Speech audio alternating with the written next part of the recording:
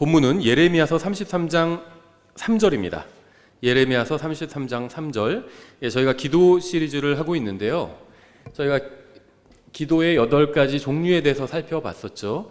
오늘은 하나님께서 응답해 주시는 이제 4가지 응답에 대해서 살펴보려고 합니다. 일단 본문은 33장 3절입니다. 기도에 관해서 가장 유명한 구절 중에 하나죠. 예레미야서 33장 3절인데요. 좀 먼저 이실직고를 좀 하면요. 오늘 설교가 약간 깁니다. 길어요. 그래서 주의 만찬까지 있는데 길어서 약간 늦게 끝날 수 있습니다. 이렇게 얘기해놓고 빨리 끝나면 좋겠죠. 또 기분이 좋아질 수 있죠. 예레미야서 33장 3절. 찾으셨으면 제가 받들어 읽겠습니다. 나를 부르라. 그러면 내가 내게 응답하겠고 내가 알지 못하는 크고 강력한 일들을 내게 보이리라. 먼저 잠깐 기도하겠습니다. 하나님 아버지, 주님께서 온 세상을 주관하심으로 인해 감사드립니다. 또 주님께서 기도에 응답해 주심으로 인해 감사드립니다. 제가 하나님의 말씀을 바로 선포할 수 있도록 도와주시기 원합니다. 오늘 말씀을 듣는 모든 사람들이 하나님께서 기도에 응답하시는 너무나도 선하신 하나님이라는 사실을 알게 되기를 원합니다. 저희가 무슨 일을 당하든지 항상 하나님을 먼저 부르는 믿음을 갖게 도와주시기 원합니다. 예수님의 이름으로 기도드렸습니다. 아멘. 성경의 하나님은 기도에 응답하시는 하나님입니다. 저는 오늘 하나님께서 기도에 응답하시는 4가지 방법에 대해서 살펴보려고 하는데요. 하나님께서는 자신을 부르면 응답하겠다고 말씀하셨습니다. 여러분은 기도하시죠? 기도하면 근데 항상 응답을 받으시나요? 성경에는 하나님께 응답받는 수많은 기도가 나옵니다. 복음서만 봐도요, 평균 한 장당 한 번씩 기도가 응답받는 장면이 나와요. 예수님께 누군가 예수님을 불러서 요구하고 예수님께서 응답을 해주시고 예스로 해주실 때도 있고 또 거절하실 때도 있죠. 거절하시는 것도 응답입니다. 근데 여러분은 기도할 때 무엇을 구하시나요? 또 여러분은 어떤 동기를 가지고 하나님께 기도하시나요? 우리는 하나님의 영광을 위해서 기도하기보다는 우리 자신의 유익을 위해서 기도할 때가 굉장히 많습니다. 우리가 어떤 동기로 기도하고 무엇을 구하고 있는지 반드시 점검해 봐야 합니다. 저희가 나중에 다루겠지만 야고보서 4장 3절에서 이렇게 말씀하고 있죠. 너희가 구하여도 받지 못함은 그것을 너희 정욕에 쓰려고 잘못 구하기 때문이라, 이렇게 말씀하고 있어요. 그래서 우리가 기도할 때 가장 먼저 확인해 봐야 될 것은 우리의 동기가 하나님 앞에서 올바른가 하는 점입니다. 어떤 한 사람이 하나님 앞에서 굉장히 신실하게 또 막 눈물을 흘려가면서 무엇인가를 해달라고 기도하는데 다른 사람도 눈물을 흘리면서 기도하면서 그것과 정반대의 것을 구하는 경우들이 있습니다. 서로 다른 그리스도인들이 어떤 한 가지 사안에 대해서 서로 다른 정반대의 것을 기도하는 사람들이 있어요. 그러니까 두 사람의 그리스도인이 서로 반대되는 것을 기도하면서 하나님께 응답해달라고 구하는 경우들이 있죠. 전 제일 대표적인 경우가 대선 때라고 생각합니다. 우리나라도 그렇고 미국도 그렇고요. 두 거대 정당이 있잖아요. 근데 양쪽 다 그리스도인들이 기도를 하고 있어요. 서로 다른, 한쪽의 그리스도인들은 기호 1번, 한쪽의 그리스도인들은 기호 2번. 하나님께서 누구의 기도에 응답해 주셔야 될까요? 이렇게 좀 정치적이고 좀 큰 이슈보다 작은 이슈들도 있습니다. 예를 들면요, 오늘 날씨가 굉장히 좋은데 휴가를 떠나는 그리스도인은 따뜻하고 화창한 날씨를 주십시오, 이런 기도하는 경우 있죠.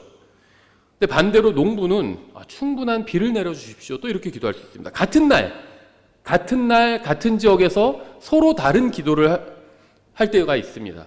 그럼 하나님께서 누구의 기도에 응답해 주셔야 되나요? 화창한 날을 달라는 기도에 응답해 주셔야 할까요? 아니면 비를 내려달라는 기도에 응답해 주셔야 할까요? 농부의 기도가 더 중요하다, 이렇게 생각하는 분들이 있는데요. 근데 항상 농부의 기도가 응답받는 것은 아니죠. 가뭄이 들 때도 있습니다. 그러면 농부의 기도가 응답받지 못한 거죠, 그 해는. 그러니까 우리는 어떤 사람의 기도가 더 중요한지 사실 아주 정확히 알 수는 없습니다. 사람들이 서로 모순되는 것을 구하는 이유는 영적으로 성장하지 못했기 때문인 경우가 굉장히 많습니다. 그래서 아예 잘못된 주제를 놓고 서로 반대되는 기도를 할 때가 있어요. 그래서 둘이 서로 반대되는 기도를 하는데 둘 다 잘못된 기도를 하는 경우들도 있습니다. 영적으로 성장하지 않은 사람은 자신이 원하는 것을 하나님께 구하고 그것에 응답해 달라고 기도합니다. 그런데 영적으로 성장한 사람은 자신의 간구를 주님께 아뢰기 전에 하나님께서 원하시는 것이 무엇인지 먼저 생각합니다. 그리스도 안에서 성장할수록 하나님께서 원하시는 것과 하나님의 영광을 위한 것을 이제 간구하게 됩니다. 여러분은 어떤 동기로 또 무엇을 구하고 계신가요? 구원받은 대부분의 사람들이 구하는 것들이 자신을 위한 이기적인 것들인 경우가 굉장히 많습니다. 여러분이 왜 기도하고 무엇을 구하고 있는지 그 동기를 한번 점검해 보셔야 합니다. 제가 기도에 대해서 들었던 가장 인상 깊은 이야기가 있어요. 자, 이전에도 그 이야기를 우리 교회에서 한 적이 있는데요. 2차 대전 때 있었던 일입니다. 2차 대전 때 이제 미국이 참전하게 되죠. 그러면서 이제 D-Day를 정하게 됩니다. 그러면서 D-Day를 날을 정해놓고 그날 이제 모든 병력을 다 쏟아부어서 이제 유럽에 진출하게 됩니다. 그렇죠. 그래서 이제 그 유명한 그 노르망디 해변에 이렇게 상륙하게 되죠. 이제 D-Day 그것을 하게 됩니다. 그래서 엄청난 병력을 준비를 하고 또 엄청난 포격을 하고 그런 준비들을 합니다. 그래서 연합군의 해병대가 또 공수부대가 유럽의 해안에 상륙하려고 하는데 그 전날 밤에 지휘관이 병사들에게 이제 브리핑을 해줍니다. 내일 전투는 가장 치열할 것이다. 그러니까 역사상 가장 많은 병력과 가장 많은 어떤 폭약이 동원이 되는 이제 그런 날이다. 그래서 가장 치열한 전투가 일어날 것이고 아마도 많은 사람들이 죽게 될 것이다. 그렇게 이제 이야기를 해주었다고 합니다. 그러자 밤에 그리스도인 병사들이 모여서 기도회를 열었다고 합니다. 이 그리스도인 병사들이 무엇을 구했을까요? 주님, 내일 치열한 전투가 있을 것이라고 합니다. 또 많은 사람들이 죽을 것이라고 합니다. 많은 사람들이 죽는 가운데서도 저희 그리스도인 형제들이 무사할 수 있도록 보호해 주시기 원합니다. 라고 기도할 수도 있었겠죠. 제가 거기서 기도회를 인도했다면 그렇게 기도했을 것 같아요. 우리 그리스도인 형제들을 주님 보호해 주십시오. 이렇게 기도했을 것 같습니다. 그런데 이 사람들은 그렇게 기도하지 않았습니다. 이 사람들은 이렇게 기도했어요. 주님, 내일 치열한 전투 중에 많은 사람이 죽게 될 것이라고 합니다. 만일 많은 사람이 반드시 죽어야만 한다면 저희 그리스도인들이 죽게 해주시기 원합니다. 그래서 구원받지 못한 병사들은 살아서 복음을 들을 수 있는 기회를 한 번 더 얻을 수 있도록 해주시기 원합니다. 이렇게 기도했다고 합니다. 여러분이 기도할 때 무엇을 위해서 구하고 있는지 점검해 보셔야 합니다. 잠언 16장 2절에서 이렇게 말씀하고 있어요. 사람의 모든 길이 그의 눈에는 깨끗하나 주께서는 영들을 달아보시느니라. 우리 눈에는 우리가 구하는 것이 정당하고 순수하다고 생각하는 경우들이 있죠. 하지만 우리의 관점이 아닌 주님의 관점으로 우리가 구하는 것을 살펴볼 필요가 있습니다. 많은 그리스도인이 단지 하나님을 이용하려고 합니다. 그렇기 때문에 기도가 응답받지 못하는 겁니다. 하나님을 이용하려고 하지 말고 하나님을 사랑하려고 한다면 많은 기도가 응답받을 수 있을 겁니다. 이제 하나님께서 기도에 응답하시는 4가지 응답을 간략하게 좀 살펴보려고 합니다. 첫 번째는 열왕기하 20장에 있는데요. 열왕기하 20장에 보면은 하나님께서 예스, 그래로 응답하시는 것을 볼 수 있습니다. 무엇인가를 구하고 하나님께서 예스, 허락해 주시는 거죠. 그래, 내가 주겠다. 이렇게 응답해 주실 때가 있습니다. 열왕기하 20장을 보시면 제가 성경 구절을 다 본문이 길기 때문에 다 읽지는 않겠습니다. 자, 이야기로 해드리겠습니다. 이제 히스기야가 기도하는 장면이 나오는데요. 히스기야가 기도하고 응답을 받게 됩니다. 그러니까 히스기야는 예스로, 그래로 응답을 받았습니다. 하나님께서 히스기야가 죽게 되리라고 말씀하셨을 때 히스기야가 울면서 기도하면서 자신의 연수를 좀 늘려달라고 간구했습니다.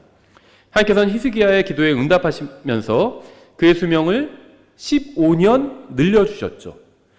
하나님께서 왜 히스기야의 기도에 응답해 주셨을까요? 히스기야가 통곡하면서 울면서 기도해서 응답해 주셨을까요? 그리스도인들이 울면서 기도하지만 응답받지 못하는 경우 많이 있습니다. 저도 있어요. 그런 적. 울면서 막 기도했는데 응답받지 못했습니다. 그 당시에는 이유를 몰랐어요. 왜 응답해 주지 않으시는지. 나중에는 알게 되었습니다. 열왕기하 20장 6절에 이렇게 되어 있습니다. 히스기야의 기도가 응답된 이유가 나와 있는데요. 내가 내 날들에 15년을 더하여 주며 또 내가 너와 이 도시를 아시리아 왕의 손에서 건져내고 나와 내 종 다윗을 위하여 이 도시를 보호하리라. 그러니까 하나님께서는 히스기야의 기도에 바로 응답해 주셨는데 그것은 히스기야만을 위해서 그렇게 하신 것은 아니었습니다. 하나님께서는 다윗에게 그의 씨가 예루살렘을 다스릴 것이라고 말씀하셨기 때문에 다윗의 자손이 예루살렘을 다스려야 했습니다. 히스기야는 15년을 더 살면서 므낫세를 낳게 되고요. 므낫세는 히스기야를 이어서 예루살렘을 통치하는 왕이 됩니다. 그러니까 히스기야가 아직 자식을 낳지 못했죠. 그래서 하나님께서 히스기야의 기도에 응답해 주셔서 하나님께서 이스라엘에게 주신 약속, 다윗의 자손이 계속 통치하게 될 것이다. 그 약속을 이루시기 위해서 히스기야의 기도에 응답해 주셨던 겁니다. 그런데 문제는 므낫세는 성경에 나오는 가장 악한 왕 중에 하나로 55년간 통치하게 되죠. 그러니까 하나님께서 히스기야의 기도에 응답해 주신 이유는 히스기야 때문만은 아니었습니다. 예루살렘을 위한 하나님의 계획 때문이었죠. 하나님께서 예스로 응답하신 또 다른 경우가 있는데요. 여러분이 기도할 때 동기가 무엇인지 한번 점검해 보셔야 합니다. 여러분의 기도에 주님께서 예스로 응답하실 수 있어요. 사무엘기상 8장을 보면 이스라엘 백성이 자신들도 다른 민족들처럼 왕을 달라고 이렇게 간구를 하죠. 다른 국가들은 왕이 있으니까 자신들에게도 그들과 마찬가지로 왕이 있어야겠다는 겁니다. 그러니까 다른 민족들과 같게 해달라 이런 기도를 했던 겁니다. 근데 사실 하나님께서 그들의 왕이셨죠. 그런데 그들은 그것을 무시하고 다른 왕을 요구했던 겁니다. 왕을 구하는 이스라엘 백성의 간구는 하나님을 자신들의 왕으로 인정하지 않고 자신들과 같은 인간 왕이 필요하다는 잘못된 동기에서 나온 것이었습니다. 잘못된 동기에서 구하는 잘못된 기도였습니다. 그런데 하나님께서는 이 기도에도 응답해 주셨습니다. 그러니까 여러분이 기도할 때 여러분의 동기를 점검해 봐야 합니다. 왜냐하면 하나님께서 여러분의 기도에 예스로 응답해 주실 수도 있기 때문입니다. 우리는 하나님께서 예스로 응답해 주시면 그것이 가장 좋다고 생각하는데 사실 그게 좋지 않을 수도 있다는 겁니다. 히스기야의 기도에 하나님께서 예스로 응답해 주셨는데 그 결과 므낫세를 낳게 되었죠. 근데 므낫세는 굉장히 사악한 왕이었습니다. 그러니까 하나님께서 예스로 응답해 주셨지만 그 결과가 좋지 않은 일도 일어날 수 있다는 겁니다. 또 사무엘기상 8장도 마찬가지죠. 왕을 달라는 기도도 잘못된 기도였습니다. 근데 하나님께서 그 기도에 또 응답해 주셨죠. 하나님의 자녀처럼 살지 않고 이 세상 사람들과 같이 되고 싶다는 것이 이스라엘 백성의 동기였죠. 사무엘상 8장에서는 이 세상 사람들처럼 되고자 한다면 이 세상 사람들이 직면하는 문제들에 동일하게 직면하게 될 것이라고 경고의 말씀을 하셨어요. 하나님께서. 그러니까 하나님께서는 이스라엘 백성이 깨닫게 하시기 위해서 그들의 기도에 응답하셨던 겁니다. 하나님을 버린 자들이 어떠한 어려움을 겪게 되는지 깨닫게 하시기 위해서 잘못된 기도에도 예스로 이렇게 응답해 주셨던 겁니다. 하나님께서 예스로 응답하시는 또 다른 본문이 있는데요. 민수기 11장에도 나와요. 그러니까 우리는 하나님께서 예스로 응답하시는 것이 가장 좋다고 생각하는데 좋지 않을 수도 있다는 겁니다. 민수기 11장에 어떤 일이 나오죠? 이스라엘 백성이 하나님께 불평을 하면서 고기를 달라고 떼를 쓰는 장면이 나오죠. 이스라엘 백성이 하나님의 은혜도 모르고 고기를 달라고 막 떼를 쓰면서 불평을 할 때 만나는 맛이 없다. 고기를 주십시오 하면서 떼를 쓰면서 불평을 할 때 그것을 보고 모세가 무엇을 기도하죠? 자기를 죽여달라고 기도를 합니다. 그러니까 굉장히 이상한 풍경이 지금 벌어지고 있는 거죠. 하나님께서는 백성의 기도에 응답해 주셨습니다. 그러나 그들의 기도가 잘못된 것이었고 잘못된 마음과 동기로 구한 것이었기 때문에 하나님께서는 그들을 또 재앙으로 치십니다. 그러니까 하나님께서는 잘못된 기도에도 예스로 응답해 주실 수 있습니다. 그리고 잘못된 기도가 응답받음으로 인해서 우리는 더욱 죄에 빠지게 되기도 합니다. 그리고 주님께서는 결국에는 그 잘못된 일에 대해서 징계를 하십니다. 따라서 우리는 기도하기 전에 우리의 동기가 올바른 것인지를 점검해 봐야 합니다. 하나님께서는 우리의 죄를 깨닫게 하시기 위해서 잘못된 기도에도 예스로 응답하실 때가 있기 때문입니다. 열왕기상 18장에도 주님께서 예스로 응답하신 것이 나옵니다. 여기에 나오는 응답은 우리가 원하는 스타일의 아주 화끈한 응답이었어요. 바로 엘리야의 기도였죠. 엘리야가 바알의 대언자 450명과 또 거짓 대언자 400명, 도합 850명의 거짓 대언자들과 싸웠습니다. 엘리야는 제사를 드리고 불로 응답하시는 분이 참된 하나님이라는 것을 이스라엘 백성들에게 제안하고 결국 불의 응답을 받게 됩니다.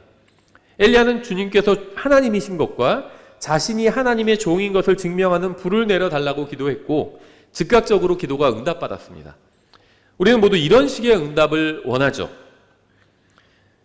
엘리야가 받은 응답은 즉각적이었습니다. 우린 즉각적인 응답을 원하죠. 또 아주 최종적이고 확실한 응답이었습니다. 게다가 또 공개적인 응답이었어요. 그러니까 기도가 응답받았다는 사실을 모든 사람이 다 알 수 있었습니다. 그리고 자신이 하나님과 올바른 관계에 있다는 것을 드러내주는 그런 응답이었죠. 자신이 하나님의 편이고 다른 사람들은 그렇지 않다는 것을 보여주는 응답이었습니다. 우리는 이런 스타일의 응답을 원하죠. 자주는 아니지만 하나님께서는 우리에게 이렇게 즉각적으로 응답해 주시는 경우가 있습니다. 우리의 기도가 하나님께 영광을 돌리는 것일 경우에 또 필요한 경우에 하나님께서 즉각적으로 이렇게 예스로 응답해 주십니다. 그러니까 오직 하나님만이 하실 수 있고 오직 하나님께만 영광이 돌아가는 경우에 또 하나님께도 이렇게 예스로 응답해 주기도 하십니다. 그래서 성경에 보면 이렇게 하나님께서 예스로 응답해 주시는 경우들이 있는데 그것이 좋은 경우도 있고 나쁜 경우도 있다는 겁니다. 두 번째, 하나님께서 노로, 안되로 응답하시는 그런 경우들이 있죠. 신명기 3장에서 모세는 가나안에 들어가게 해달라고 하나님께 기도했고 주님께서는 절대로 안 돼 라고 응답을 하셨습니다. 그냥 안 돼도 아니고 절대로 안 돼 이렇게 응답하셨어요. 약속의 땅에 들어가기에 가장 적절한 사람을 한 사람 꼽자면 모세였을 겁니다. 아마 모세는 가나안 땅에 들어가는 일에 평생을 바쳤죠. 하지만 가나안 땅에 들어가게 해달라는 모세의 기도에 하나님께서는 절대로 안 되라는 응답을 하셨습니다. 이게 신명기 3장에 나와요. 모세는 약속의 땅에 들어가기 위해서 80년을 바친 사람입니다. 80년. 그리고 모세는 자기도 그곳에 들어갈 수 있게 해달라고 하나님께 기도했습니다. 백성을 가나안 문턱까지 인도했잖아요. 그리고 이제 자기도 들어가게 해달라고 기도를 했죠. 여러분 같으면 그런 기도에 응답해 주지 않으시겠어요? 제가 하나님이라면 모세의 기도에 응답해 주었을 겁니다. 80년간 이스라엘 백성을 인도했잖아요. 하지만 주님께서는 안 돼라고 응답하셨습니다. 노로 응답하신 겁니다. 그러면서 주님께서는 이 일로 다시 내게 말하지 말라고 말씀하셨습니다. 그러니까 기도 응답을 하지 않으실 뿐만 아니라 다시 이 얘기 하지 말라는 겁니다. 이건 아주 강력한 노죠. 아마 모세는 가나안 땅에 들어가게 해달라고 여러 번 구한 것 같아요. 성경에는 이 신명기 3장만 나오지만 기록되지 않은 다른 곳에서 여러 번 간구했던 것 같습니다. 그래서 하나님께서는 다시는 이 얘기를 아예 하지도 말라고 이렇게 말씀하셨던 것 같아요. 계속 기도하고 반복해서 기도하고 밤낮으로 기도를 했겠죠. 80년간 준비했으니까 얼마나 열심히 구했겠습니까? 근데 주님께서는 안 되라고 딱 잘라서 응답하신 겁니다. 그리고 그런 기도는 다시는 하지도 말라고 말씀하셨어요. 모세는 40세에 이집트 왕자였던 자신이 이집트의 모든 영광을 버리고 광야에서 하나님을 섬겼던 것을 하나님께 상기시켜 드리면서 간구했을 겁니다. 모세는 하나님을 위해서 모든 것을 버렸던 사람이었습니다. 히브리서 11장에서도 이 사실을 잘 증언해 주고 있죠. 그런데 하나님께서 왜 모세의 기도에 응답해 주지 않으셨을까요? 주님께서는 이 세상에 사는 그 어떤 죄인이라도 예수님을 거부하고는 구원받을 수 없다는 사실을 보여주기 위해서 그렇게 하셨던 겁니다. 하나님께서는 모세에게 반석에게 말하라고 말씀하신 적이 있었죠. 반석은 예수 그리스도를 상징하는 겁니다. 하나님께서 반석에서 이스라엘 백성에게 광야에서 반석에서 물을 내서 먹이신 경우가 두 번 있었죠. 첫 번째는 반석을 치라고 말씀하셨습니다. 그래서 반석을 치니까 물이 나와서 이스라엘 백성이 마셨죠 다. 두 번째 비슷한 일이 일어났을 때는 하나님께서 반석을 치라고 말씀하지 않으시고 반석에게 말하라고 말씀하셨습니다. 반석에게 말만 하면 물을 내주시겠다는 겁니다. 근데 모세가 거기서 이 불평하는 이스라엘 백성을 보고 하나님께 화가 난 것이 아니라 불평하는 이스라엘 백성을 보고 화가 나서 반석에게 말하지 않고 반석을 쳤습니다. 이미 반석을 친 적이 있어요, 과거에. 근데 또다시 반석을 친 것입니다. 우리가 아는 것처럼 고린도전서 10장 4절에서는 이 반석이 그리스도였다고 말씀하고 있어요. 그러니까 그리스도를 상징한다는 거죠. 모든 죄인은 주님께 구원해달라고 말하기만 하면 됩니다. 예수님은 과거 2000년 전에 십자가 위에서 우리를 대신해서 하나님의 진노를 맞아주셨습니다. 하나님께서는 한 번 반석을 치셨습니다. 그 이후에는 다시는 반석을 칠 일이 없어요. 예수님께서 다시 십자가에서 고난받으셔야 될 일이 없습니다. 이제는 누구든지 목마르면, 생명수를 원하면 반석에게 말만 하면 되는 것이었습니다. 이것이 하나님께서 주신 예표였습니다. 구약 성경에는 예수님의 예표가 굉장히 많이 나옵니다. 성막이나 노아의 방주나 다 예수님의 예표죠. 이 반석도 예수님의 예표예요. 그래서 반석은 한 번 치고 그 다음에 다시 목마르면 이제는 말만 하면 되는 겁니다. 근데 모세가 말만 하면 되는 건데 두 번째도 다시 반석을 쳐버렸습니다. 그래서 이 예표를 망쳐버린 겁니다. 로마서 10장 9절에서 이렇게 말씀하고 있죠. 내가 만일 내 입으로 주 예수님을 시인하고 하나님께서 그분을 죽은 자들로부터 살리신 것을 내 마음속으로 믿으면 구원을 받으리니 사람이 마음으로 믿어 의에 이르고 입으로 시인하여 구원에 이르느니라. 이 세상에 사는 모든 죄인은 주님께 자신을 구원해 달라고 말하기만 하면 즉시 구원받을 수 있습니다. 요청하면 됩니다. 주님, 제가 하나님 앞에서 죄인이라는 사실을 인정합니다. 예수님께서 십자가 위에서 저의 모든 죄 값을 갚아주셨음을 믿습니다. 저를 구원해 주십시오. 이렇게 말로 요청하면 구원받을 수 있습니다. 그래서 하나님께서는 모세에게 반석에게 말하라고 말씀하신 겁니다. 이미 과거에 한 번 맞았어요, 반석이. 이젠 반석이 다시 맞을 필요가 없습니다. 그냥 말만 하면 되는 것입니다. 예표로서 그렇게 하신 겁니다. 그런데 모세는 반석에게 말하지 않고 반석을 쳐버렸습니다. 그래서 하나님께서는 가나안에 들어가게 해달라는 모세의 기도에 응답하지 않으신 겁니다. 만약 주님께서 모세의 기도에 응답하셨다면 예수님께 구원해달라고 말하지 않은 어떤 죄인도 모세 핑계를 댈 수 있을 거 아니에요. 모세도 그렇게 하지 않았지만 하나님께서 가나안에 들어가게 해주지 않으셨습니까? 그러니까 우리도 구원해 주십시오. 이렇게 최후의 심판 때 큰 왕자 심판석에서 그렇게 얘기할 수도 있겠죠. 모세는 죄인이 주님께 구원해달라고 말하는 것에 관한 성경의 예표를 엉망으로 만든 겁니다. 그래서 하나님께서는 모세의 기도에 응답해 주지 않으셨습니다. 물론 모세가 구원받지 않고 지옥에 갔다는 얘기는 아닙니다. 모세가 들어가지 못한 가나안은 하늘나라가 아닙니다. 이건 그냥 예표입니다. 예표. 신약의 사실을 예언하기 위한 하나의 모형이라는 겁니다. 제가 한 가지 확실한 사실을 말씀드리겠습니다. 여러분 중에 아직 구원받지 못한 분이 있다면 예수 그리스도를 믿지 않는 한 절대로 하늘나라에 갈 수 없을 겁니다. 주님께 구원해달라고 말하지 않고 예수 그리스도를 마음으로 믿고 입으로 시인하지 못한 사람이 있다면 절대로 하늘나라에 갈 수 없다는 겁니다. 모세가 가나안에 들어가지 못했던 것처럼 다시 태어나지 못한 사람은 아무리 오랜 세월 선행을 한다 해도 하늘나라에 갈 수 없습니다. 모세가 무슨 죄를 많이 짓지 않았어요. 모세 인생을 보면 하나님의 뜻을 거스린 적이 그렇게 많지 않습니다. 하나님께서도 모세가 이 세상에서 가장 온유한 사람이라고 말씀하셨습니다. 모세는 선한 사람이었어요. 모든 사람이 하나님 앞에서 죄인이지만 사람들 중에서는 모세가 굉장히 선한 사람이었습니다. 모세가 했던 사역을 보면요, 거의 실수가 없습니다. 주님께서 말씀하신 대로 그대로 행했습니다. 근데 그대로 행하지 않은 것이 바로 이것이었어요. 반석에게 말하라고 했는데 반석을 쳐버렸던 거죠. 지옥에서 고통받는 가운데 하나님께 기도해도 하늘나라에 갈 수 없어요. 저는 수많은 사람이 지옥에서 기도해야 할 것이라고 생각합니다. 자신의 죄로 인해 지옥에서 모진 고통을 겪으면서 울부짖을 것이라고 생각합니다. 많은 사람이 지옥에서 하나님, 저는 예수님을 믿지 않았지만 예수님께 구원해달라고 말하지 않았습니다. 그런데 지금은 믿습니다. 지금 저를 구원해 주십시오. 이렇게 말하면 하나님께서 무엇이라고 말씀하실까요? 노라고 말씀하실 겁니다. 안 된다. 이 일로 다시 내게 말하지 말라. 이렇게 말씀하실 겁니다. 지옥에서 고통받는 자들에 대한 하나님의 응답은 영원히 안 돼가 될 것입니다. 지옥에서 고통받는 사람이 얼마나 많은 눈물을 흘리고 간구하던지에 상관없이 응답은 영원히 안 돼가 될 것입니다. 안 돼. 지금 회개합니다. 이제는 예수님 믿습니다. 지옥에서 고통받으면서 누군가 그럴 수도 있겠죠. 지금이라도 구원해 줄 수 없습니까? 하나님께서 다시는 말도 꺼내지 말라. 이렇게 말씀하실 겁니다. 감사한 점이 뭔지 아세요? 지금 이 설교를 듣는 분 중에는 구원의 기회를 영원히 상실한 분이 없다는 겁니다. 아직 예수님을 믿지 않고 구원받지 못했다 할지라도 지금은 기회가 있어요. 지금 하나님께 말로 구하면 됩니다. 근데 죽고 나면 그 기회가 사라져 버립니다. 만약 여러분 중에 아직 예수님을 믿지 않고 받아들이지 않아서 구원받지 않은 분이 있다면 제가 지금 하는 말을 잘 들어보시기 바랍니다.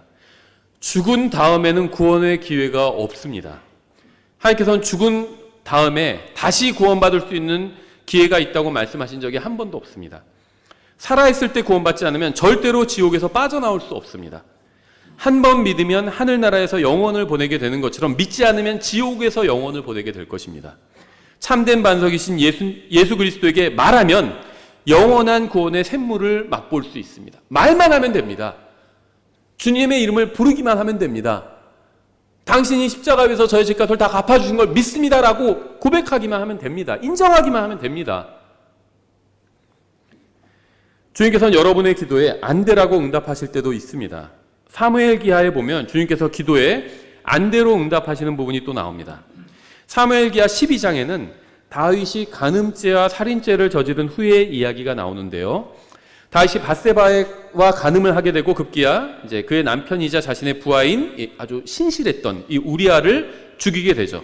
결국 밧세바와 다윗 사이에 아기가 태어나게 됩니다. 솔로몬 알고 그 이전에 한 아기가 태어나게 되죠. 이제 대언자 나단이 다윗에게 경고하고 다윗이 이제 회개하게 됩니다. 근데 주님께서는 밧세바가 낳은 아기를 죽이시겠다고 말씀하셨습니다. 그래서 다윗이 이 아기를 살리기 위해서 열렬하게 기도하죠. 나쁜 기도가 아니었죠. 사람을 살리기 위해서 기도했습니다. 다윗은 금식하면서 울면서 기도했습니다. 자기 자신이 아니라 아이를 위한 중보 기도였어요. 그러니까 생명은 살리는 기도였고 금식하면서 울면서 간절하게 다른 삶 위해서 자기 아이도 나는 아니잖아요. 다른 삶이잖아요. 다른 삶을 위한 기도를 했습니다. 일주일 동안 울면서 기도했지만 하나님께서는 안 되로 응답하셨습니다. 하나님께서는 왜 노로 응답하셨을까요? 하나님의 응답으로 다윗은 더욱 겸손해졌고 하나님을 더욱 찾는 사람이 되었습니다. 15장에서 자신의 아들인 압살롬이 반역했을 때 다윗은 모든 것을 하나님의 손안에 맡기는 모습을 볼 수 있어요. 이 사건 이후로 다윗이 변하게 됩니다. 더욱 겸손해졌습니다. 그 전에는 하나님을 신뢰하기만 하는 사람이었다면 이제는 하나님을 신뢰하고 겸손한 그런 사람이 되었던 겁니다. 16장에서 시므이가 저주하고 욕할 때도 다윗은 담담하게 받아들입니다. 여러분의 기도에 노라는 응답을 받는다고 해서 너무 낙심할 필요는 없습니다. 어쩌면 그것이 여러분에게 더 좋을 수도 있기 때문입니다. 다윗의 경우를 한번 생각해 보세요. 다윗은 구하는 것을 받지 못했지만 결국 하나님과 더 가까운 교제를 나눌 수 있게 되었습니다. 다윗은 기도의 응답으로 안 되라는 응답을 받았지만 결국 그것은 그에게 유익한 응답이었습니다. 저는 여러분도 마찬가지일 수 있다고 생각합니다. 여러분이 구하는 것을 받지 못할지라도 낙심하거나 좌절하지 마십시오. 그것이 여러분에게 더 유익할 수 있습니다. 주님께서는 너희가 악하다 할지라도 자식들에게 좋은 것을 줄 줄 안다고 말씀하셨습니다. 사악한 인간도 자기 자식에게는 좋은 것으로 주려고 하는데 하물며 하늘에 계신 우리 아버지께서는 우리에게 가장 좋은 것을 주지 않으시겠습니까? 하나님께서는 여러분이 구하는 것에 예스, 그래로 응답해 주지 않으실 때도 있어요. 하지만 우리가 한 가지 확신할 수 있는 사실은 하나님께서 무엇이 아까워서 여러분에게 주지 않으시는 것은 아니라는 사실입니다. 하나님께서는 유일한 아들인 예수 그리스도를 여러분을 위해서 보내주셨습니다. 아들이 한 100명쯤 있는데 그 중에 하나를 보내신 것이 아니라 유일한 아들을 보내주셨다는 겁니다. 하나님께서는 인간의 몸으로 이 땅에 와서 자기 자신을 주셨다는 겁니다. 그런데 무엇이 아까워서 주지 않으실까요? 하나님께서 여러분의 기도에 예스, 그래로 응답하실 때만큼이나 여러분의 기도에 안 되로 응답하실 때에도 여러분을 여전히 사랑하신다는 사실을 잊지 마시기 바랍니다. 하나님께서는 여러분의 기도에 안 되로 응답하실 때에도 자신이 무엇을 하고 있는지 너무나도 잘 알고 그렇게 응답하시는 겁니다. 하나님께서 실수로 응답을 그렇게 하신 것은 아닐까 걱정할 필요가 없다는 겁니다. 사도 바울은 자신의 육체를 치유해 달라고 주님께 3번이나 기도했는데 주님께서는 다 안 되로 응답하셨습니다. 고린도후서 12장에 나와 있죠. 주님께서는 자신의 은혜가 충분하다고 하시면서 바울을 치유해 주지 않으시겠다고 말씀하셨습니다. 이것은 좋은 응답일까요? 몸이 아파서 기도합니다. 몸이 아프면 기도하는 게 당연하죠. 자기가 아프든 다른 사람이 아프든 누군가 아프면 그 사람 위해서 기도합니다. 열렬하게 기도해요. 반복해서 기도합니다. 그런데 주님께서는 지금 받은 은혜도 이미 충분하니 더 이상 몸이 낫게 해달라고 구하지 말라고 응답하셨던 겁니다. 근데 바울은 이 노 안 되라는 응답을 받았는데도 크게 기뻐하며 오히려 자랑한다고 말하고 있습니다. 10절에 있죠. 그러므로 내가 그리스도로 인하여 연약한 것들과 치욕과 궁핍과 핍박과 고난당하는 것을 기뻐하노니 내가 약할 그때에 내가 강하니라. 하나님께서 응답해 주신 것의 의도를 바울은 이해하게 되었기 때문에 이런 감사를 드릴 수 있었던 거죠. 만약 자신의 병을 치유해달라는 사도 바울의 기도가 예스, 그래로 응답되었다면 신약 성경에 이 구절이 기록되지 않았을 거예요. 생각해 보세요. 저는 이 고린도서 12장 10절이 굉장히 좋거든요. 내가 약할 때 내가 강하니라. 역설적이지만 사실이잖아요. 근데 만약에 바울의 기도가 응답받았다면 이 구절은 없었을 겁니다. 바울의 기도가 예스로 응답되지 않았기 때문에 바울은 더욱 큰 은혜 가운데 거할 수 있었던 겁니다. 여러분의 기도에 하나님께서 노, 안 되라고 응답하셔도 낙심하지 마시기 바랍니다. 여러분에게 유익하기 때문에 하나님께서는 그렇게 응답하시는 것입니다. 여러분의 육신은 그러한 응답을 기뻐하지 않을 겁니다. 사도 바울의 육신도 그러한 응답을 기뻐하지 않았을 겁니다. 하지만 노라는 하나님의 응답으로 인해서 사도 바울의 속사람은 훨씬 더 강건해질 수 있었습니다. 세 번째, 하나님께서 기다려로 응답하실 수 있습니다. wait, 기다려라, 이렇게. 하나님께서는 예스나 노로 응답하지 않으시고 기다려라고 응답하실 수 있습니다. 이 다니엘서 10장을 보면 다니엘은 기도하고 나서 21일 동안 3주 동안 응답받지 못하고 기다려야만 했습니다. 이게 다니엘서 10장에 나와요. 10장 10절에. 21일 후에 응답을 받기까지 다니엘이 받은 기도의 응답은 기다리라는 것이었습니다. 21일 정도면 그렇게 오래 기다린 것 같지는 않죠. 21일. 하지만 많은 경우에 우리는 기도하는 바로 그 순간 응답받기를 원합니다. 여러분 기도하시면서 하나님 3주 후에 응답해 주시기 원합니다. 이렇게 기도하지는 않잖아요. 그렇죠? 가능하면 빨리 응답해 주시기 원합니다. 이렇게 기도하겠죠. 하지만 주님께서는 우리의 기도를 항상 즉시 응답해 주지는 않으신다는 겁니다. 어떤 기도는 3주, 어떤 기도는 석 달, 어떤 기도는 3년, 어떤 기도는 30년이 걸릴 때도 있어요. 아시는 것처럼 저희 아버지 예수님 믿게 해달라고 기도했는데 29년 걸렸습니다. 욥은 자신과 하나님 사이에 문제가 있다는 사실을 알았죠. 그러니까 자기에게 일어나는 모든 악한 나쁜 일들이 무엇인가 하나님께서 어떤 일을 하셨기 때문이다. 이렇게 생각을 했습니다. 욥의 문제는 친구들이나 다른 사람과의 문제가 아니었습니다. 욥의 문제는 하나님과의 관계에 있었습니다. 욥은 그걸 알았어요. 그래서 하나님께 따지고 싶었던 거죠. 욥은 재산이 굉장히 많은 사람이었습니다. 지금으로 치면 재벌그룹 회장 같은 사람이었어요. 근데 하루아침에 모든 재산을 잃어버리고 자식들도 다 죽게 되었죠. 욥은 자신에게 일어난 엄청난 일의 원인에 대해서 궁금했습니다. 하나님께서 왜 나에게 이러한 고난을 주시는가? 이거 욥의 의문이었죠. 이것이 10장 2절에 이렇게 되어 있습니다. 내가 하나님께 아뢰며 나를 정죄하지 마소서 하리라. 어찌하여 주께서 나와 다투시는지 내게 보여주소서. 그러니까 이유라도 좀 알았으면 좋겠다. 이게 욥의 기도였습니다. 하나님 왜 주님께서 저에게 이런 고난을 주시는지 제가 알고 싶습니다. 이게 욥의 질문이었습니다. 그런데 10장에서 욥이 이렇게 하소연을 하거든요. 근데 11장이 어떻게 시작하냐면요. 11장 1절에 그때 나아마 사람 소발이 응답하여 이르되 이렇게 시작합니다. 하나님께서 응답해 주시기를 원했는데 소발이라는 친구가 응답하는 겁니다. 욥은 소발에게 물은 적이 없어요. 욥이 질문한 대상은 하나님이었던 겁니다. 욥기 13장 22절 이렇게 됐어요.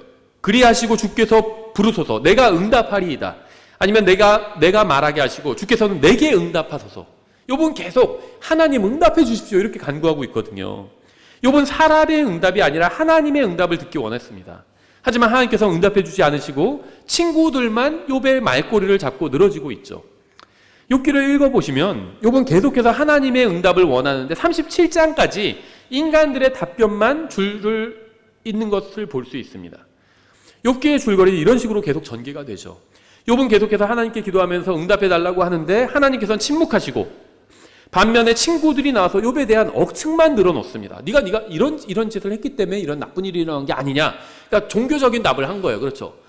좋은 사람에겐 좋은 일이 일어나고 나쁜 일 하면 나쁜 일이 일어나고 그게 종교적인 답이죠. 근데 사실은 그렇지 않는 경우들도 많아요. 그렇죠? 욥기 37장까지를 보면 욥을 향한 하나님의 응답은 기다려라는 것이었습니다. 하나님께서는 어떤 경우에는 바로 응답해 주지 않으시고 기다리게 하십니다. 저도 이 기다려라는 응답을 받은 적이 굉장히 많아요. 이게 당시에는 몰라요. 지나고 나면 압니다. 어떤 일에 대해서 5년이나 10년 정도 지나면요, 그게 정리가 돼요. 영적으로도 정리가 됩니다. 아, 그 일이 그때 그런 원인으로 또 그런 것을 위해서 일어난 일이었구나. 이게 정리가 됩니다. 저는 이 기다려라는 응답은 사실 좋아하지 않습니다. 예스면 예스고 노면 노지, 이런 딱 부러지는 응답이 좋지, 기다려라, 이거는 사실 저는 좋아하지 않는 응답이에요. 노보다도 더 좋아하지 않아요, 저는 사실. 하지만 하나님께서 즉시 응답해 주지 않으시고 기다려라고 응답해 주시는 것이 우리의 영적 성장을 위해서 더 유익할 때도 있습니다. 사실 영적 성장을 위해서 가장 유익한 건 저는 이 기다려라는 응답이라고 생각합니다. 이것이 우리가 원하는 응답은 아니지만 우리에게 필요한 응답일 때가 굉장히 많아요. 우리는 조용히 주님의 응답을 기다려야 할 때가 있습니다. 그런데 어떤 사람들은 이렇게 기도하기도 하죠. 주님, 저에게 인내력을 주시기 원합니다. 지금 당장 인내력을 주시기 원합니다. 기다려야 인내력이 생길 수 있는 거죠. 저는 사람과 하나님이 다른 점이 굉장히 많은데요, 가장 다른 점이 바로 이 인내라고 생각합니다. 우리는 서두르려고 합니다. 근데 어떻게 보면 사람은 이 세상에서 80년, 90년, 길어야 100년 살잖아요. 그러니까는 좀 빨리빨리 서두르고 싶어요. 근데 하나님은 영원히 사시는 분이잖아요. 그래서 서두르지 않으십니다. 하나님께서는 항상 자신의 시간표대로 일하십니다. 하지만 우리는 항상 서두르죠. 하나님 반드시 제 기도에 응답해 주셔야 합니다. 적어도 내일까지, 이번 주까지는 응답해 주셔야 합니다. 적어도 오늘 밤까지는 응답해 주셔야 합니다. 우리는 이런 식의 기도를 합니다. 저는 지금 즉시 그게 필요합니다. 이런 기도를 합니다. 근데 그건 우리 생각일 뿐이에요. 하나님께서는 아니, 너에게는 지금 그것이 즉시 필요하지 않다. 기다려라. 나중에 줄 테니까 기다려라. 이렇게 응답하실 때가 많이 있습니다. 우리가 하나님께로부터 받은 응답은 예스나 노보다는 기다려라는 응답이 가장 많은 것 같아요. 하나님께서는 자신의 자녀인 우리를 지극히 사랑하시기 때문에 바로 응답해 주지 않으시고 기다려라고 응답하실 때가 있습니다. 우리가 지금은 주님께서 왜 우리의 기도에 즉시 응답해 주시지 않는지 몰라도 나중에는 그 이유를 알게 될 것이고요. 그 이유를 알면 주님께 감사하게 될 것입니다. 이 땅에서 온전히 이해하지 못한다면 하늘나라에선 모든 이유를 다 알게 될 것입니다. 그리고 그것이 우리의 유익을 위해서였다는 사실을 알고 우리를 향한 주님의 큰 사랑에 진정으로 감사하고 감동하게 될 것입니다. 네 번째, 하나님께서는 우리의 기도에 응답하시는 네 번째 방법은 더 이상 기도하지 말라는 응답입니다. 하나님께서는 예스로 응답하시고 노로 응답하시고 또 기다려라고 응답하십니다. 그리고 하나님께서는 더 이상 기도하지 말고 일어서서 할 일을 해라, 이렇게 응답하시는 경우가 있습니다. 예레미야서 7장을 보면 주님께서는 자신의 대언자인 예레미야에게 백성을 위해서 부르짖거나 기도하지 말라고 말씀하세요. 다른 사람을 위해서 중보기도하는 것은 선한 일이죠. 예레미야는 예언자로서, 대언자로서 백성을 위해서 중보기도를 했습니다. 그런데 주님께서는 예레미야서 7장에서 13절에서 백성을 위해서 더 이상 기도하지 말라고 말씀하셨습니다. 기도로 하나님의 뜻을 구해도 응답하지 않을 것이니까 더 이상 기도하지 말라고 말씀하신 겁니다. 예레미야서 15장에서도 나와요. 여러 번 말씀하십니다. 예레미야가 여러 번 기도해요, 백성을 위해서.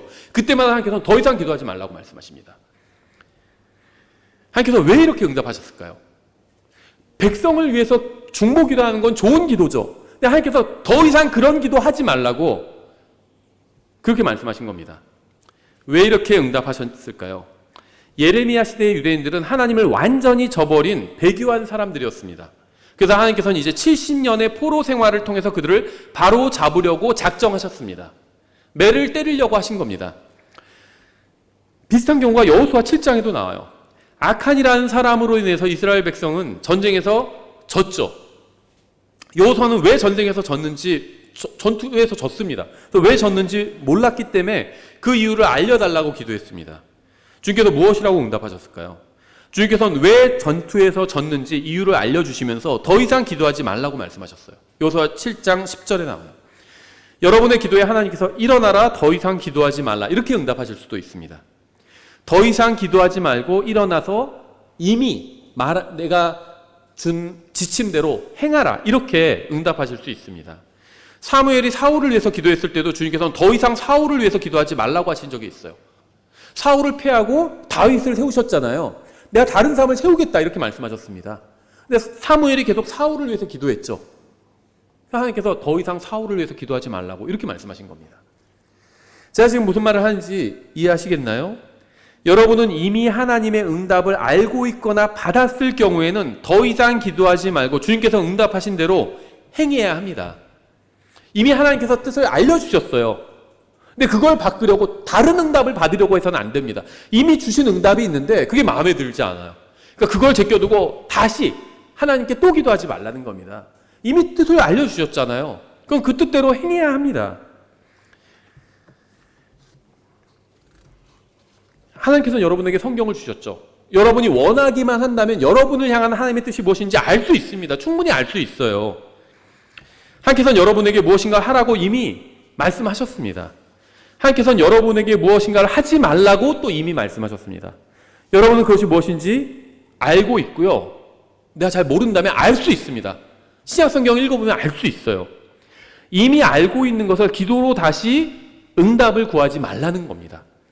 많은 사람들이 하나님 긍휼을 베풀어 주십시오, 이렇게 기도합니다. 저도 그렇게 기도할 때가 많이 있는데요. 근데 사실은 따져보면 하나님께서 이미 긍휼을 베풀어 주셨습니다. 은혜는 받을 자격이 없는 사람에게 선물을 주는 게 은혜고, 긍휼은 매를 맞아야 될 사람을 용서해주고 기회를 다시 한번 주는 게 긍휼이죠. 내가 무엇인가 잘못된 일을 했습니다. 내가 이거 하나님 앞에서 잘못했다. 그럼 어떻게 기도하죠? 긍휼을 달라고 기도합니다. 그렇죠? 이게 그렇게 잘못된 기도처럼 보이지는 않는데 사실은 하나님께서 이미 긍휼을 베풀어 주셨어요. 제가 잘못했을 때 즉시 쳐서 벌하지 않으셨잖아요. 용서받을 수 있는 기회를 주신 겁니다. 하나님 앞에 다시 나와서 관계를 회복할 수 있는 기회를 주신 거예요. 구원받고 나서도 죄를 지은 적이 있습니다. 여러분이 죄를 지을 때 하나님께서 즉시 여러분을 죽이지 않으셨습니다. 죄의 삭은 사망이잖아요. 근데 죄를 지었을 때 즉시 죽이지 않으셨어요. 여러분이 죄를 지어도 하나님께서 즉시 징계하지 않으시죠. 긍휼을 베풀어 주십니다. 하나님께서 구원받은 사람들에게, 구원받지 못한 수많은 사람들에게 긍휼을 베풀어 주고 계십니다. 죄의 삭은 사망이에요.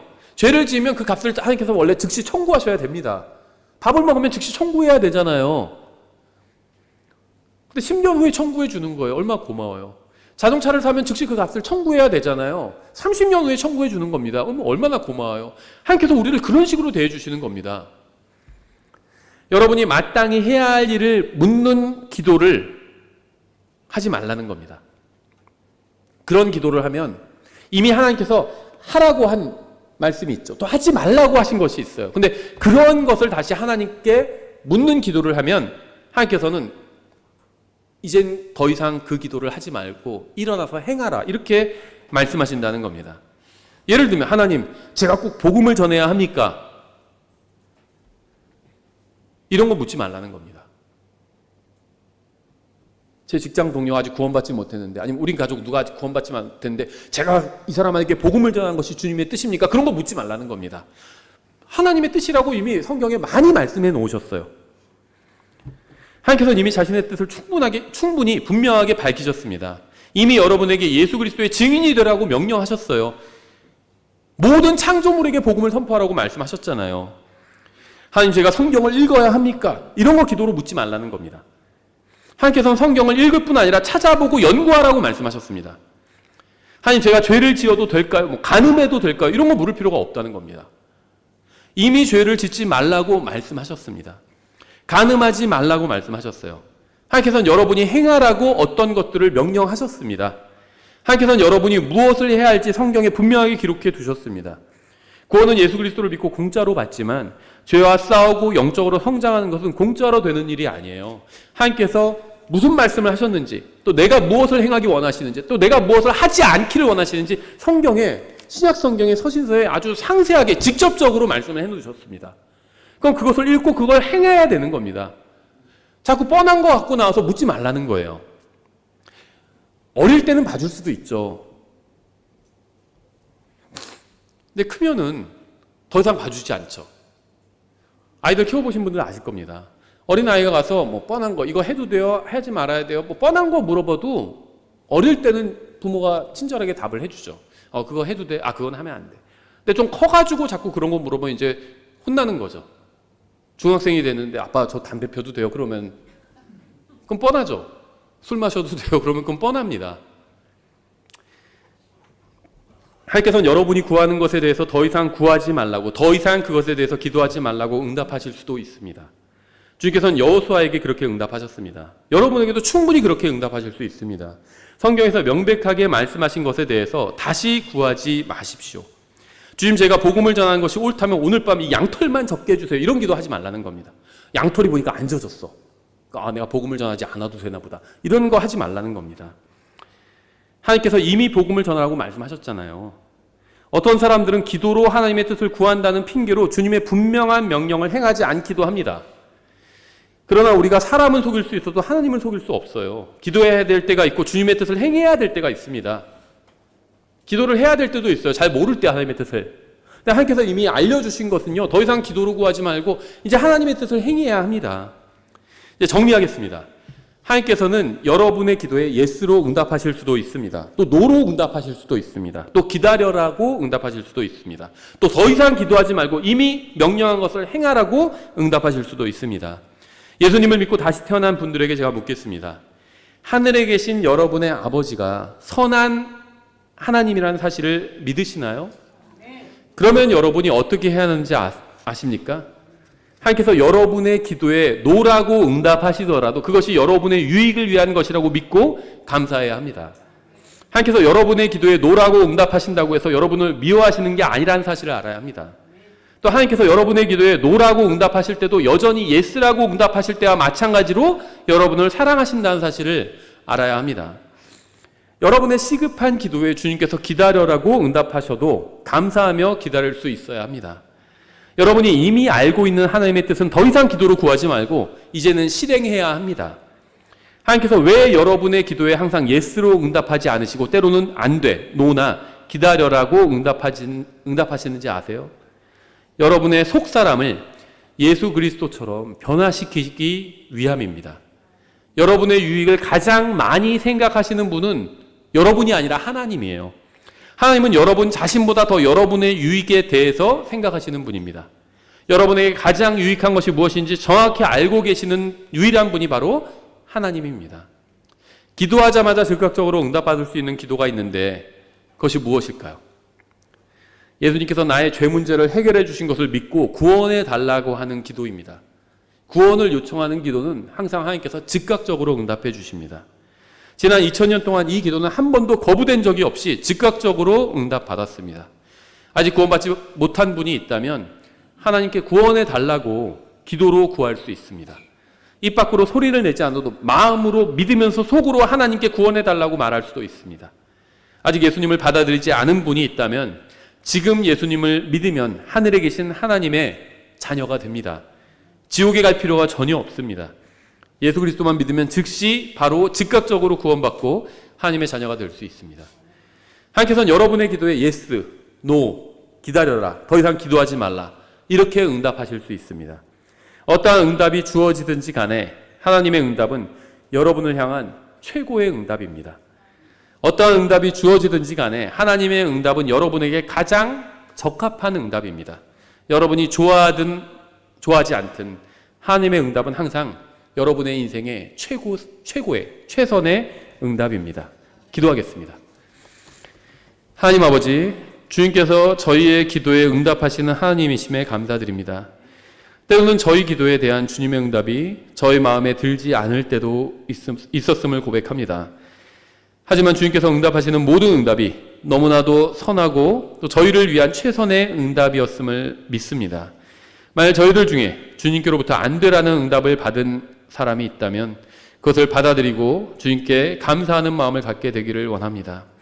만약 저희 중에 기다려라는 응답을 받은 지체가 있다면 주님의 선하심을 믿고 기다릴 수 있게 되기를 원합니다. 주님의 응답을 알 수 있도록 저에게 영적 분별력과 지혜를 주시기 원합니다. 주님께서 위대하신 하나님이심에 감사드립니다. 주님께서 우리의 모든 필요를 아시는 너무나도 선하신 아버지 하나님이심에 감사드립니다. 예수님의 이름으로 기도드렸습니다. 아멘.